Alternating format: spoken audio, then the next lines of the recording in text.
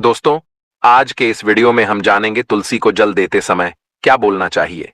एक बार की बात है, देवी सत्यभामा ने भगवान श्री कृष्ण से तुलसी को जल देने का महत्व पूछ लिया था।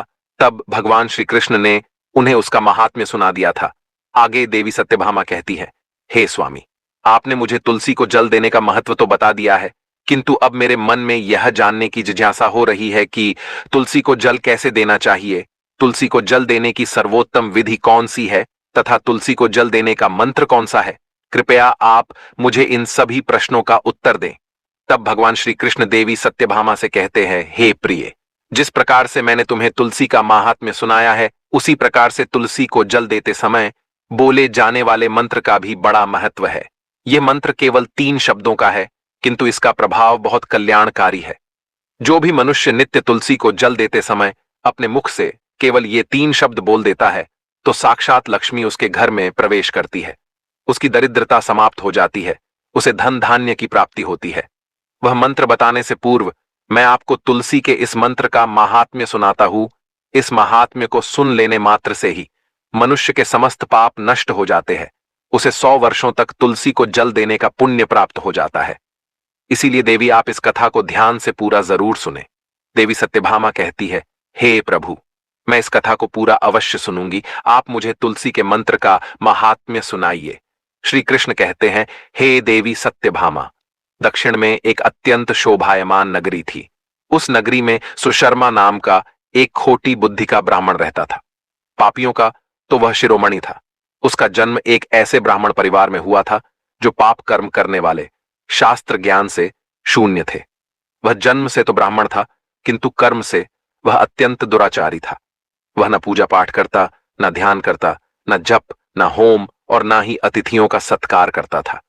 उसके द्वार पर आए अतिथियों को बिना दान किए ही क्रूरतापूर्वक भगा देता था। स्त्री लंपट होने के कारण वह सदैव ही पराई स्त्रियों में आसक्त रहता था। उसे मदिरा पान करने की भी आदत थी, साथ ही वह मांस खाया करता था। वह दिन में खेत में काम करके पत्ते बेचकर जीविका चलाया करता था और रात्रि में वेश्याओं का सेवन करता था। इस प्रकार से उस ब्राह्मण ने अनेक वर्षों तक जीवन व्यतीत किया। फिर एक दिन वह दुर्बुद्धि सुशर्मा बेचने के लिए पत्ते इकट्ठा करने के लिए एक ऋषि की वाटिका में घूमने लगा और पत्ते तोड़ने लगा। तभी एक काल रूपधारी काले सर्प ने उस ब्राह्मण को काट लिया और उसी समय पर उसकी मृत्यु हो गई। उसके बाद 2 यम के दूत उसे लेने के लिए उस स्थान पर प्रकट हुए और उसे उठाकर यमलोक ले जाने लगे। मार्ग में वह यमदूतों के सामने बहुत विलाप करने लगा, हे दूतों, मुझे कहां ले जा रहे हो? मुझे छोड़ दो, मेरे प्राण बख्श दो। किंतु यमदूत उसे यह कहते हुए ले जाने लगे, अरे दुष्ट ब्राह्मण, तेरे पाप कर्मों के कारण तुझे सांप ने काट लिया है। अब यमराज तुझे अवश्य घोर नरक में डाल देंगे। फिर यम के दूत उस ब्राह्मण को लेकर यमलोक पहुंचते हैं और यमराज के सामने खड़े हो जाते हैं। चित्रगुप्त उस ब्राह्मण का लेखा जोखा निकालते हैं और यमराज से कहते हैं, हे धर्मराज, इस ब्राह्मण ने बचपन से लेकर मृत्यु तक पाप ही पाप किया है। इसने कभी कोई पुण्य का काम नहीं किया है। फिर धर्मराज अपने दूतों से कहते हैं, हे दूतों, इस घोर पाप करने वाले ब्राह्मण को उठाकर ले जाओ और इसे नरक में डाल दो। फिर यम के दूत उस ब्राह्मण को ले जाते हैं और नरक की भयंकर अग्नि में धकेल देते हैं। अनेक वर्षों तक नरक में सजा भुगतने के बाद उस ब्राह्मण को दूसरे जन्म में एक बैल का शरीर मिलता है। बैल का जन्म पाकर वह बोझ उठाने का काम करने लगा। उसका मालिक उससे दिन रात काम करवाने लगा। फिर जब उस बैल की शक्ति कम हुई तो उसके मालिक ने उसे एक लंगड़े आदमी को बेच दिया। उस लंगड़े आदमी ने उस बैल को खुद का बोझ उठाने के लिए उपयोग किया। वह उसकी पीठ पर बैठकर घुमा करता था। इस प्रकार से उस बैल ने 8 वर्ष तक उस लंगड़े आदमी का बोझ उठाया। फिर एक दिन वह लंगड़ा आदमी उस बैल की पीठ पर बैठकर किसी ऊंचे पर्वत पर जाने लगता है। उस पर्वत पर बहुत देर तक चढ़ने के कारण वह बैल बहुत थक गया। उसकी शक्ति क्षीण हो गई और कुछ समय बाद वह बैल बहुत जोर से मूर्छित होकर जमीन पर गिर पड़ा। तभी वहां पर खड़े लोगों को उस बैल पर बड़ी दया आ गई और वे उसके मुख में पानी डालने लगे। फिर उन लोगों में एक पुण्यात्मा व्यक्ति था। उसने उस बैल का कल्याण करने के लिए अपना पुण्य उस बैल को दे दिया। उसे देखकर अन्य लोगों ने भी अपना अपना पुण्य याद करके कुछ पुण्य उस बैल को दे दिया ताकि उसे मुक्ति मिल सके। उसी भीड़ में एक वेश्या भी खड़ी हुई थी। सभी लोग अपना पुण्य उस बैल को दे रहे थे। यह देखकर उस वेश्या ने भी अपना पुण्य उस बैल को दे दिया। कुछ देर बाद उस बैल की मृत्यु हो जाती है।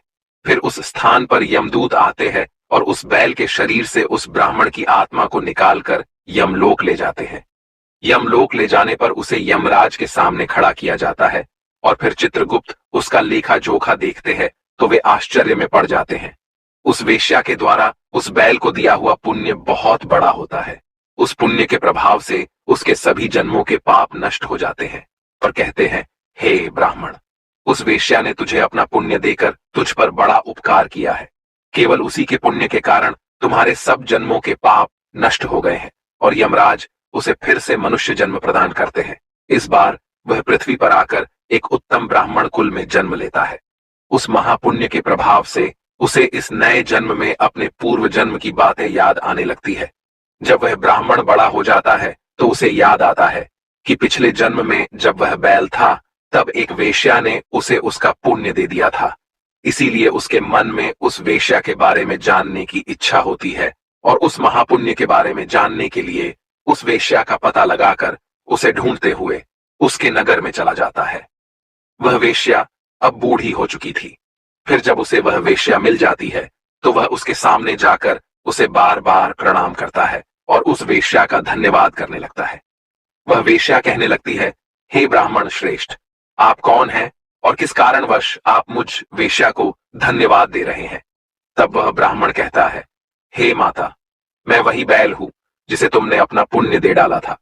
अपने पाप कर्मों के कारण मुझे पिछले जन्म में बैल होना पड़ा था। उस पर्वत पर जब मैं मर रहा था तो तुमने मुझे अपना पुण्य दिया था। तुम्हारे पुण्य के प्रभाव से ही आज मुझे फिर से मनुष्य जन्म मिला है। किंतु हे माता, मैं आज यहाँ पर यह जानने के लिए आया हूं कि तुमने मुझे उस समय पर अपना कौन सा पुण्य दिया था जिस कारण से मेरे सभी जन्मों के पाप नष्ट हो चुके हैं। मैं उस पुण्य के बारे में जानना चाहता हूं। तब वेश्या ने कहा, हे ब्राह्मण श्रेष्ठ, मैंने तो अपने जीवन में कोई पुण्य के काम नहीं किए हैं, किंतु मेरे घर में एक तोता है जो पिंजरे में रहकर हमेशा कुछ बोलता रहता है, जिसे सुनकर मेरा अंतकरण पवित्र हो गया है। उसी तोते के द्वारा बोले गए मंत्र का पुण्य मैंने तुम्हें दान में दिया था। फिर वह वेश्या और वह ब्राह्मण उस तोते के पास जाते हैं और उसे पूछने लगते हैं, हे शुक, तुम कौन सा मंत्र बोलते रहते हो जिससे हमारे जीवन का उद्धार हुआ है? यह मंत्र तुम्हें किसने सिखाया और इस मंत्र का क्या अर्थ होता है? तब उस तोते ने अपने पूर्व जन्म का वृतांत सुनाना आरंभ किया। वह तोता कहने लगा, हे ब्राह्मण श्रेष्ठ, पिछले जन्म में मैं एक ब्राह्मण था। मैं अपने ज्ञान के अहंकार में अंधा हो चुका था। मैंने कभी गुरुजनों का आदर नहीं किया, सदैव ही उनका अपमान किया।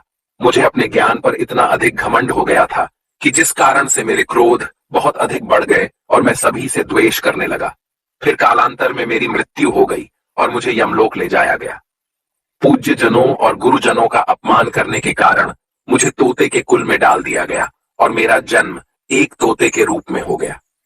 मेरे पाप कर्मों के कारण छोटी अवस्था में ही मेरा अपने माता पिता से वियोग हो गया। फिर मैं पेड़ की डाल पर बैठकर रो रहा था तो उसी स्थान से कुछ मुनि जा रहे थे। उन्होंने मेरी दयनीय पुकार सुनी और मुझे लेकर अपने आश्रम में चले गए। वहां उस आश्रम पर उन्होंने मुझे एक सुंदर पिंजरे में रखा और मेरा अच्छी तरह से ख्याल रखा। वे मुझे नित्य भोजन दिया करते थे और पढ़ाते थे। उस स्थान पर वे ऋषि मुनि, उनकी स्त्रियां और बालक सभी नित्य तुलसी के पौधे को जल देते थे और उसके सामने एक मंत्र का जाप करते थे। उन्हीं के मुख बार बार उस मंत्र को सुनकर मैंने उसे रट लिया और तभी से मैं उस मंत्र को जान गया हूं और वही मंत्र में दिन रात बोलता हूं। उस मंत्र के प्रभाव से मेरी कभी मृत्यु नहीं हुई और मेरी आयु 100 वर्ष की हो गई और मैं इतने वर्षों तक जीवित रहा। इसी बीच एक रात को एक चोर उस स्थान पर आ गया और उसने मुझे वहां से चुरा लिया और फिर इस वेश्या ने मुझे उस चोर से खरीद लिया। इस वेश्या के घर पर आने के बाद भी मैं उस मंत्र को बोलता रहता था, जिसे सुनकर इस वेश्या का मन भी पवित्र हो गया और इसने वेश्या का काम छोड़कर भगवान विष्णु की भक्ति करने लगी। उसी मंत्र के प्रभाव से मेरे पूर्व जन्मों के सभी पाप नष्ट हो गए। उसी मंत्र के पुण्य से आप भी पाप मुक्त हो गए हैं। इस प्रकार से तोते ने उस ब्राह्मण को और उस वेश्या को सारा वृतांत सुना दिया, जिसे सुनकर वह ब्राह्मण और वेश्या दोनों ही अत्यंत प्रसन्न हुए और फिर वे दोनों ही नित्य तुलसी को जल देकर उस मंत्र का जाप करने लगे। फिर वह तोता, वेश्या और वह ब्राह्मण तीनों उस मंत्र के प्रभाव से दिव्य विमानों में बैठकर विष्णु लोक को चले गए। श्री कृष्ण कहते हैं, हे देवी सत्यभामा, देखा आपने, केवल तुलसी के इस मंत्र के प्रभाव से उस तोते के, उस वेश्या के और उस ब्राह्मण के सभी पाप नष्ट हो गए हैं। इसीलिए प्रत्येक मनुष्य को रोज तुलसी को जल देते समय इस एक मंत्र का उच्चारण अवश्य करना चाहिए। वह मंत्र इस प्रकार है, इसे तुम ध्यान से सुनो। ओम वृंदावन्ये स्वाहा, ओम वृंदावन्ये स्वाहा। जो भी स्त्री नित्य तुलसी के समक्ष इस मंत्र का उच्चारण करेगी वह सौभाग्यशाली बनेगी। जो भी पुरुष तुलसी के सामने इस मंत्र का उच्चारण करेगा उसे अक्षय धन की प्राप्ति होगी। जिस घर के सामने नित्य तुलसी की पूजा की जाएगी उस घर में साक्षात लक्ष्मी का वास होगा। तुलसी का यह मंत्र मंत्रराज कल्पतरु है, यह समस्त फलों को प्रदान करने वाला है। अतः जो भी तुलसी के सामने इस मंत्र का उच्चारण करेगा उसे संपूर्ण सिद्धियां प्राप्त होगी। स्त्रियों को सदैव ही स्नान करके अपने बाल बांधकर मांग में सिंदूर भरकर नित्य तुलसी को जल देना चाहिए और इस मंत्र का उच्चारण करना चाहिए। रोज तुलसी के पौधे की परिक्रमा करनी चाहिए, इससे सभी दोष नष्ट हो जाते हैं। नित्य शाम के समय तुलसी के पास दीपक जलाना चाहिए और तुलसी के पास बैठकर भगवान विष्णु की आराधना करनी चाहिए। तुलसी के पास दीपक जलाने से मनुष्य को धन धान्य की प्राप्ति होती है। श्री कृष्ण कहते हैं, पूर्णिमा, अमावस्या, द्वादशी और सूर्य संक्रांति के दिन मध्याह्न काल, रात्रि और अशौच के समय तेल लगाकर बिना स्नान किए अथवा बिना हाथ पैर धोए रात्रि के वस्त्र पहनकर तुलसी के पत्र तोड़ता है वह महापापी होता है। श्राद्ध, व्रत, दान, प्रतिष्ठा तथा देव पूजा के लिए तोड़े हुए तुलसी पत्र बासी होने पर भी 3 रात्रि तक पवित्र ही रहते हैं। तुलसी का एक एक पत्ता न तोड़कर पत्तियों के साथ अग्रभाग को तोड़ना चाहिए। तुलसी की मंजरी सब फूलों से बढ़कर मानी जाती है। पूज्य भाव से पौधे को हिलाए बिना तुलसी के अग्रभाग को तोड़ना चाहिए, इससे पूजा का फल लाख गुना बढ़ जाता है। तुलसी के पत्तों को कभी नाखून से नहीं तोड़ना चाहिए, इससे पाप लगता है। रात्रि में तुलसी के पौधे को स्पर्श न करे अथवा उसके पत्ते न तोड़े, ऐसा करना अशुभ माना गया है।